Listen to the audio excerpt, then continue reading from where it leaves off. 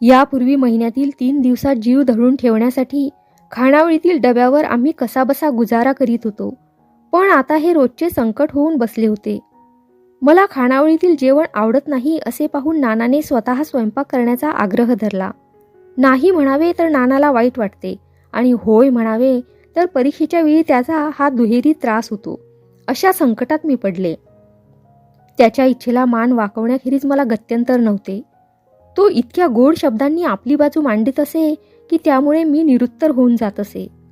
शाळेतील नोकरी साधायची, संध्याकाळी कॉलेजात जायचं आणि दोन्ही वेळचा स्वयंपाक करायचा. यातच त्याचा सारा दिवस जाऊ लागल्यामुळे अभ्यासासाठी त्याला जागरणे करावी लागत होती. त्या त्रासाने त्याची प्रकृती जशी खालावत जात होती तशी इकडे मीही दिवसेंदिवस थकत चालले होते. फिरायला जाणे पहिल्याने प्रकृतीच्या अस्वास्थ्यामुळे बंद झाले होते, तर पुढे बाहेर जाण्याची हळूहळू माझी मलाच लाज वाटू लागली. अभ्यासाकडेही लक्ष लागेना म्हणून लायब्ररीतून कसली तरी पुस्तके आणून ती वाचीत मी सारा दिवस घालवीत असे. बाबांना ही हकीकत कळली त्यावेळी ते मुंबईला आले. आमच्या आकुंचित संसाराचा थाट पाहून त्यांच्या डोळ्याला पाणी आले. ते म्हणाले, अशा स्थितीत तू दिवस काढीत असशील याची मला कल्पना नव्हती. मुंबईच्या खुराड्याचं हे वैभव मीही कधी अनुभवलं नव्हतं. मी आपला खानावळीत जाईन. तुझ्या नवऱ्यानं जेवण करावं आणि आयतोबासारखं मी जेवायला बसावं हे काही मला बरं दिसत नाही. पण नानाने आग्रहच धरला. तो म्हणाला, जावयाच्या हातचा स्वयंपाक चाखण्याचं भाग्य साऱ्या सासऱ्यांना काही लाभत नसतं. गोदूच्या कृपेनं हे भाग्य लाभलं आहे, त्याचा एकदा अनुभव घ्याच. नानाच्या आग्रहामुळे बाबांनी त्या भाग्याचा अनुभव घेतला खरा, पण त्याच्या त्या उद्गारांनी माझ्या अंतःकरणाला चिमटा बसला. गोदूच्या कृपेने म्हणजे काय? माझ्या मूर्खपणामुळे का? माझ्या दुराग्रहामुळे का? नाव बदलू न देण्यासाठी भर लग्न समारंभात मी जो धुडगूस घातला त्याच्यामुळे जी परिस्थिती उत्पन्न झाली, स्वार्थ त्यागपूर्वक त्याला जे क्लेश सहन करावे लागले, तीच काय ही गोदूची कृपा? तो उद्गार साहजिक होता असेल, पण त्यात कुठेतरी खोच असल्याचा मला संशय आला. लग्नापूर्वीची गोदू जागी झाली. खळबळ सुरू झाली. वेळ भरपूर असे, काम काहीच नसे, अभ्यासही होत नव्हता. पण या नव्या जागृतीमुळे इतर वाचनालाही खो बसला. विचारांची मालिका सुरू झाली. मी सिंहावलोकन करू लागले. मधल्या काळातील जडमूड स्थितीची जाणीव उत्पन्न होऊ लागली. त्या जाणीवेने माझी दृष्टी पुन्हा उघडली. सहजगत्या उच्चारलेल्या एका उद्गाराने मी कशी जागी झाले याचे माझे मलाच आश्चर्य वाटू लागले. त्या पाषाणमय काळातील काही प्रसंग आठवून त्याचकडे मी या नव्या दृष्टीने पाहू लागले. पूर्वी सुखपूर्ण वाटणाऱ्या त्या प्रसंगात मला गुलामगिरीची झाक दिसू लागली. जसजसा विचार करू लागले तसतशी मनाची तळमळ दुस्सह होऊ लागली. बाबा ज्या दिवशी निघून गेले त्याच दिवशी मला मॅटर्निटी होममध्ये जावे लागले. बेड आधीच रिझर्व्ह केला होता. डॉक्टरांनी तपासणी करून एका खोलीत एका कॉटवर माझी स्थापना केली. डॉक्टर बरोबर नानाही निघून गेला. क्षणभर त्या खोलीत मी एकटीच होते. ती खोली पांढरी स्वच्छ होती.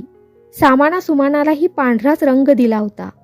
बिछाण्यावर स्वच्छ पांढरी चादर, पांढऱ्या अभ्र्याच्या उशा आणि पांघरूणही पांढरेच होते. त्या मनस्थितीत तो पांढरा रंग मला भयान वाटला. दरवाजा उघडून पांढरे स्वच्छ पातळ नेसलेली एक नर्स आत आली. तिला समोर पाहताच माझ्या मस्तकात विजेच्या प्रवाहासारखी एक निसटती लहर येऊन गेली. जुनी स्मृती जागी झाल्यासारखी वाटली. माझ्या समोर येताच तीही थबकली होती. तिलाही ती स्मृतीची लहर आली असावी. क्षणभर आम्ही एकमेकींकडे डोळे तारवटून पाहत राहिलो. माझ्या तोंडून लहानशी किंचाळीच निघून गेली असे मला वाटले. कोण ठके? कोण गोदे? त्या वेदनामय स्थितीतही मी कॉटवरून झटदिशी खाली उतरले आणि ठकीच्या पसरलेल्या हातात कवटाळली गेले. क्षणभर आम्हा दोघींच्या तोंडून एक शब्दही निघेना. अंतःकरणे भरून आली होती. अनपेक्षित भेटीमुळे उत्कंठेला ऊत आला होता. शब्दांचा उद्गार त्यामुळे अनाठाई वाटत होता. त्या मुक्या भेटीतच कितीतरी शब्द बोलून गेले असे वाटले. ठकीने दोन्ही हात माझ्या खांद्यावर ठेवले. अगदी डोळे भरून माझ्याकडे पाहिले आणि तिच्या तोंडून उद्गार निघाले. आणि ही माझी ती चिमुकली गोदू. अगदी न्याहाळून वाकड्या तिकड्या माना करून माझ्याकडे पाहत ती म्हणाली, किती सुंदर झाली आहेस ग तू. लहानपणी तू गोजीरवाणी दिसत होतीस, मोठेपणी सुंदर होशील असं वाटलं होतं, पण इतकी सुंदर होशील अशी कल्पना त्यावेळी मला मुळीच झाली नाही. माझ्या केसांवरून आईच्या जिव्हाळ्याने हात फिरवीत ती म्हणू लागली, तुला पाहिलं तर कुठल्याही बाईला हेवा वाटेल. कुणा भाग्यवानाचं नशीब उघडलं हे? कुठला हा चितळे? तुला कळलं ते नाव? मी विचारले. ती काहीशी आश्चर्यचकित होऊन म्हणाली, त्यात काय आहे? नोंदबुकात तुझं नाव पाहिलं. नोंदबुकात? नोंदबुकात माझं नाव पाहिलंस? नोंदबुकात माझं नाव गोदू चितळे म्हणून आहे का? बोलत असताना मी थरथर कापत होते. माझी त्यावेळची स्थिती पाहून ठकी चांगलीच घाबरली आणि चाचरत चाचरत म्हणाली, होय, पण त्याचं तुला आश्चर्य का वाटलं? माझ्या सर्वांगाचा भडका उडाला होता. नानाचा पाजीपणा माझ्या ध्यानी आला. नोंदबुकात नाव नोंदवताना स्वतःच्या नावाचा शिक्का त्याने तापून माझ्यावर मारला काय? माझा आक्रस्ताळीपणा उसळून उठला. पण त्याचा परिणाम भयंकर झाला. माझ्या पोटातून कळ आली आणि त्या कळीबरोबर वेणा सुरू झाल्या. माझी स्थिती ठकीच्या ध्यानात आली. काही सुद्धा उद्गार न काढता तिने मला नेऊन कॉटवर निजवले. तिने घंटा देताच डॉक्टरही खोलीत आले. स्त्री जीवनाच्या यातनेची ती हकीकत मी येथे नोंद करून ठेवीत नाही. या आमच्या विशिष्ट परिस्थितीविषयी पुरुष जरी बेफिकीर असतो तरीही प्रत्येक स्त्रीला या यातनेची माहिती आहे. तळहातावर शीर घेऊन रणांगणावर लढणाऱ्या वीराच्या मरणाविषयीच्या बेफिकीर वृत्तीने जगाचा पसारा वाढवण्यासाठी जीवाची कदरदान करून प्रत्येक स्त्री नव्या स्त्री पुरुषांना जन्म देत असते. त्या वीरवृत्तीची ओळख पुरुषांना असणे शक्य नाही. शौर्याच्या बढाया मारणाऱ्या एखाद दुसऱ्या पुरुषाला प्रत्येक स्त्रीची ही वीरवृत्ती कळणे शक्य नाही. त्या स्त्री जातीच्या वीरवृत्तीला अनुसरून मी एका जीवाला जन्म दिला. मला आनंद झाला. तो जीव माझ्या जातीचा होता. ती एक गोजीरवाणी मुलगी होती. डॉक्टर आणि नर्सेस यांच्या संप्रदायातल्या सर्व विधीतून पार पडून ती मुलगी मी पाहिली. एक अननुभूत भावनेचा हृदयात उद्रेक झाला आणि त्याबरोबरच हृदयाला पान्हा फुटल्याची जाणीव मला उत्पन्न झाली. मातृहृदयाचे जीवन त्या गोजीरवाण्या जीवाला पाजताना माझ्या अंतःकरणात अननुभूत भावनांचे काहूर माजू लागले. मी सारे जग विसरून गेले. ठकीला सुद्धा विसरले. तो पान्हा, तो जीव आणि मी याखेरीज जगात काहीच राहिले नाही. मुलाला घेऊन ठकीने पाळण्यात ठेवले आणि मलाही बिछाण्यावर निजवून तिने माझ्या अंगावर पांघरून घातले. मी काहीतरी बोलणार आहे असे पाहून ती मला दटावून म्हणाली, यावेळी काही बोलायचं नाही बरं का. यावेळी अगदी गुपचूप झोपी जायचं. काही बोलायचं नाही.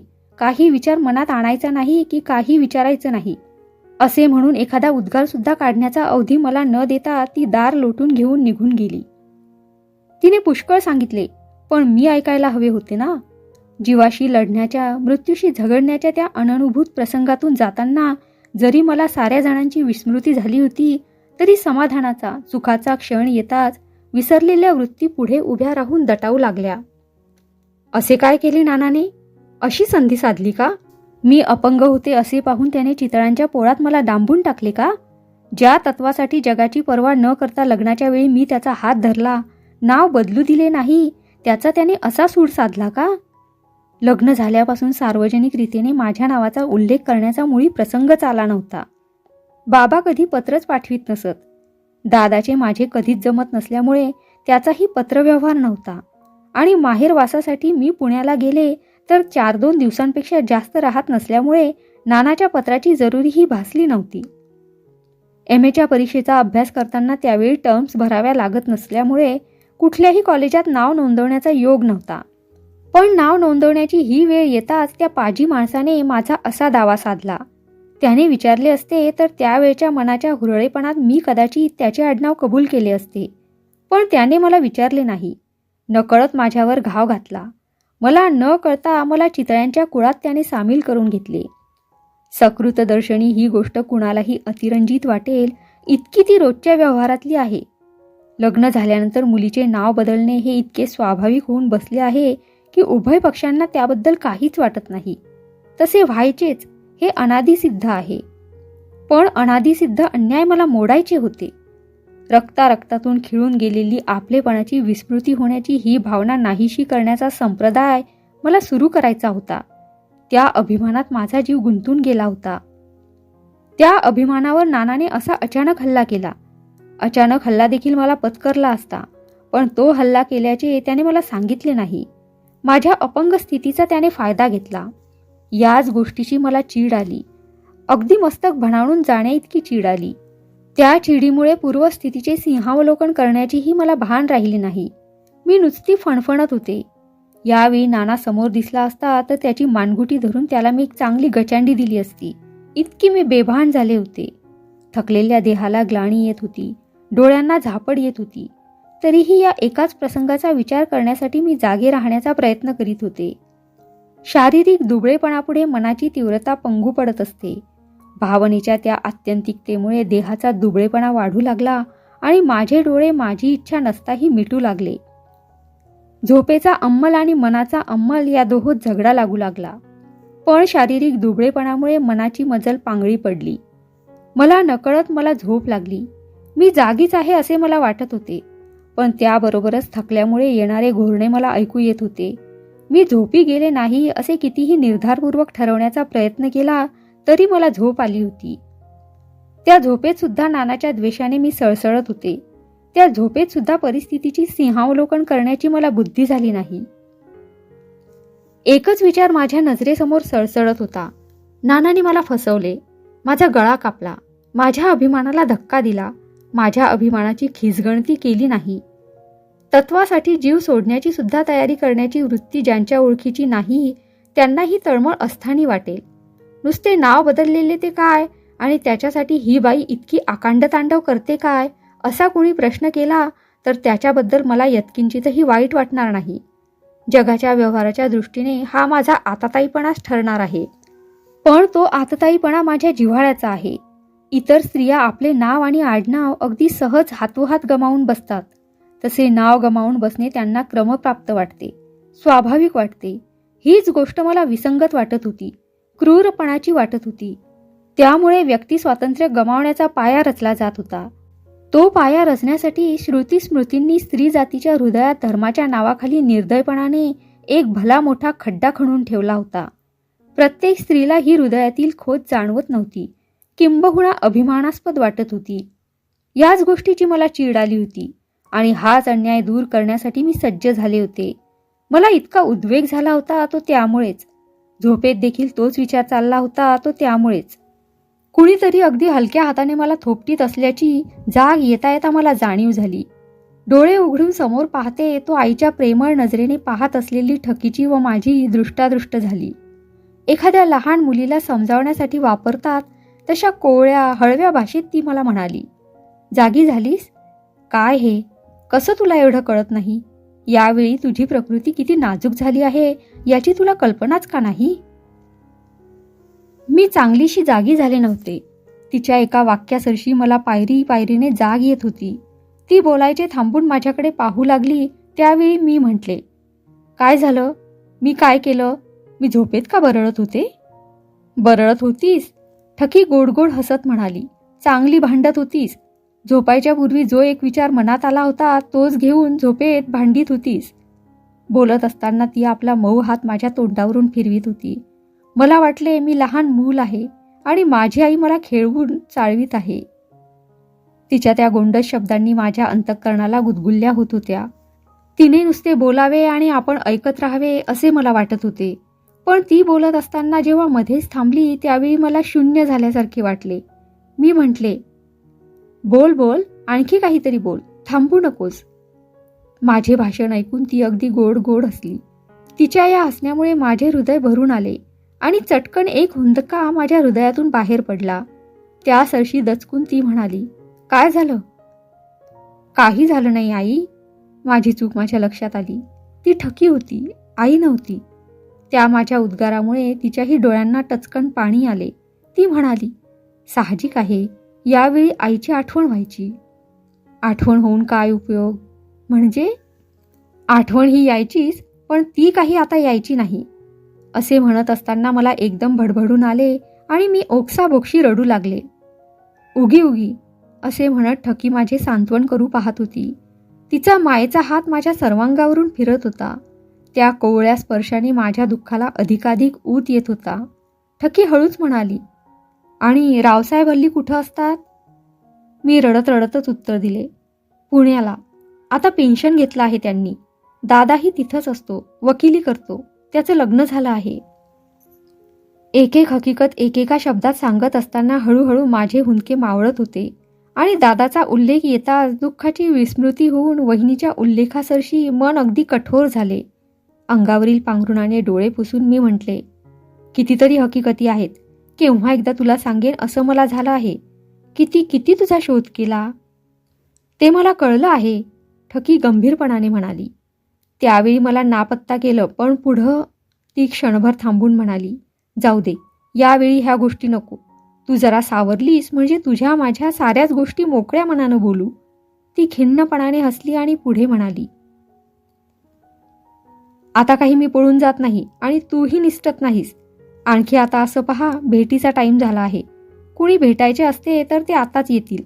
त्यांच्याशी काही बोलायचं नाही, तोंड उघडायचं नाही. नुसतं होय नाही असं मानेनं म्हणायचं. काय सांगायचं ते मी सांगेन, समजलं? हे मी नर्स म्हणून सांगते आहे, तसंच ठकी म्हणूनही सांगते आहे. माझे ऐकणार ना? की लहानपणसारखा तसाच हट्ट करणार? हट्ट केलास तर माझ्या कामावर गोष्ट नाही बरं पडायची. एखाद्या लहान मुलाला वडील माणसं समजावतात तशा भाषेत ती बोलत होती आणि एखाद्या लहान मुला इतक्या संथपणाने मी ते भाषण ऐकून घेत होते. इतक्यात दार उघडले आणि नाना आत आला. तो अगदी हसत हसतच येत होता. ठकी माझ्याकडे सारखी टक लावून पाहत होती. तिच्या त्या जरबेच्या नजरेखाली मी अगदी चुरून गेले होते. किंबहुना माझ्या कृती तिच्या इच्छेनुसार घडत होत्या. नाना हसत असलेला पाहून मी देखील हसल्यासारखे केले, पण त्या हसण्यामुळे माझा चेहरा अधिकच रडवा झाला असावा असा मला भास झाला. ठकी आळीपाळीने त्याच्याकडे व माझ्याकडे पाहत होती आणि त्या डोळ्यांच्या चालवणीबरोबर बोलत होती. ती म्हणाली, हिची प्रकृती अगदी नाजूक झाली आहे. हिला बोलायची परवानगी नाही. काय विचारायचं ते मला विचारा. तो हसत हसत म्हणाला, बाळांतीन ठीक आहेत ना? ठकीने उत्तर दिले, ठीक आहेत, पण 2-3 दिवस तिला बोलायची परवानगी नाही. तशी काळजी करण्याचं कारण नाही, परंतु एकंदरीत न बोललेलं बरं. मूल पाहायचं आहे का? असे म्हणून ती पाळण्याकडे वळली. नानाही तिकडे गेला. त्या पडल्या स्थितीत माझी नजर त्यांच्याकडे चांगलीशी पोचत नव्हती. त्यातून त्या दोघांची पाठही माझ्या बाजूने होती. माझ्या पोटात सळसळून येत होते. नोंदबुकात नाव बदलून लिहिल्याबद्दल नानाचा चांगला खरपूस समाचार घ्यावा असे पुन्हा पुन्हा वाटत होते. पण ठकीची जरब जबरदस्त बसली होती. सळसळून येत असताही तोंडातून शब्द निघत नव्हते. ठकी नानाला घेऊन बाहेर गेली. त्याला पुन्हा तिने माझ्याकडे येऊच दिले नाही. कितीतरी वेळ ती बाहेर बोलत असावी असे मला वाटले. नाही त्या कल्पना माझ्या मनात येत होत्या.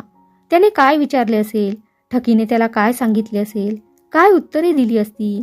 याची मी उगीचच कल्पना करीत होते. त्या काल्पनिक प्रश्नोत्तरांना काही संगतीच नव्हती. ठकी ही माझी लहानपणची मैत्रीण आहे हे तिने स्वतःहून सांगितल्याशिवाय नानाला कळणे शक्य नव्हते. याची जरी मला जाणीव होती तरीही त्यांची जुनी ओळख आहे असे धरून मी ही काल्पनिक प्रश्नोत्तरे घडवीत होते. थोड्या वेळाने ठकी आत आली. ती आलेली पाहताच मी अगदी उत्कंठेने विचारले, काय म्हणत होता तो? ती आश्चर्यचकित होऊन उद्गारली, काय म्हणत होता तो? म्हणजे तुझा नवरा ना तो, त्याला अरेतुरे म्हणतेस? मी अगदी खिन्नपणाने हसले आणि म्हटले, तसंच आहे. आमचं नातं इतरांसारखं नाही, किंवा नव्हतं म्हणेनास. आम्ही कॉलेजात एका जागी होतो. ते पूर्वीचं नातं चालवीत आहोत. मी पूर्वी अहोजाहो म्हणत असे, पण परिचय वाढता वाढताच भाषणात एकेरीपणा आला. लग्नानंतरही तो कायम आहे. माझं भाषण ऐकून ती खिन्नपणाने हसली. असे पाहून मी म्हटले, तो मोठा इतिहास आहे, थोडक्यात सांगून होणार नाही. तुझा इतिहास देखील मला ऐकायचा आहे. माझा इतिहासही तसाच मोठा आहे. एक सुस्कारा काढून ठकी म्हणाली, मोठा दुःखाचा आहे, विटंबनेचा आहे. तो सांगायला अवकाश हवा. जरा बरी हो. हिंडू फिरू लागेपर्यंत काही बोलायचं नाही. तुला उत्कंठा वाटते आहे तशी मलाही वाटते आहे, पण यावेळी आत्मसंयमन केले पाहिजे. आता कुठे माझ्या ध्यानात येऊ लागले की ठकीच्या मुद्रेवर लहानपणीच्या मुद्रेशी तुलना करता मोठाच फरक दिसून येत होता. लहानपणीही तिला पोक्तपणा असे, पण आता त्या पोक्तपणाला एक प्रकारची खिन्नतेची छटा आली होती. मी विचार करीत असताच मुलाच्या रडण्याचा स्वर ऐकू आला. ठकी धावतच पाळण्याकडे गेली आणि थोड्या वेळाने रडणे थांबत नाहीसे पाहून मूल घेऊन माझ्याकडे आली. ते दृश्य मोठे विलक्षण होते. मानवी आकार असलेला तो लहानसा मासाचा गोळा हाती घेऊन सावरायला मला प्रयास पडत होते. पण त्याचा स्पर्श होताच माझ्या हृदयात एक प्रकारची अभूतपूर्व कालवा सुरू झाली. हृदय उचंबळून येऊ लागले. मी त्याला पाजायला घेतले. तिने पिण्यास सुरुवात केली. तो आनंद अनुपमेय होता. वर्णनाला शब्दातीत होता. त्या स्थितीत मला एक प्रकारची तंद्रा लागली. त्या तंद्रेत मला शब्द ऐकू आले. "हं, सावध सावध." मी शुद्धीवर आले. ठकी माझ्या शेजारी बसली होती. तिने अंगावर मला सावरून धरले होते.